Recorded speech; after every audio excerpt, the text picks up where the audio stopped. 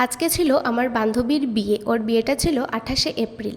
তো সন্ধেবেলায় আমরা সবাই বাড়ি থেকে রেডি হয়ে চলে এসেছি ওর বাড়িতে। আর এটা ছিল ওর বাড়ির মেইন রাস্তাটা, মানে ঢোকার রাস্তাটা খুব সুন্দর করে সাজানো হয়েছিল। আর ও দেখছি বাইরে ফটো তুলছে রেডি হয়ে, কারণ ছেলের বাড়ি থেকে এখনও তো কেউ আসেনি। আর বাড়ির ভেতরটা মোটামুটি এখন খালি আছে, কারণ লোক এখনও আসতে শুরু করেনি। তো ভাবলাম আমরা ফুচকা খেয়ে নিই, কারণ এখনও ফুচকার দোকানে ভিড় এমন একটা জমেনি। তো তারপর আমরা ফুচকা খেয়ে চলে এসেছি গেট ধরতে, কারণ জামাই চলে এসেছিলো। তো তারপর জামাইকে বাড়িতে নিয়ে আসা হলো। তারপর ও চলে গেল কুঞ্জতে, এখানে ওর সব ভাই বৌদিরা ওকে নিয়ে গেল কুঞ্জতে। তো এখানে চলছে 7 পাক। তো এত ভিড় ছিল, মানে ভালো করে দেখতে পারিনি, কোনো মতে ভিডিওটা করেছিলাম। তো 7 পাকের পর হয়ে গেল মালা বদল। তারপর ওকে কুঞ্জতেই সিঁদুরটা পরানো হয়ে গেছিলো, ভীষণই সুন্দর মুহূর্তটা ছিল।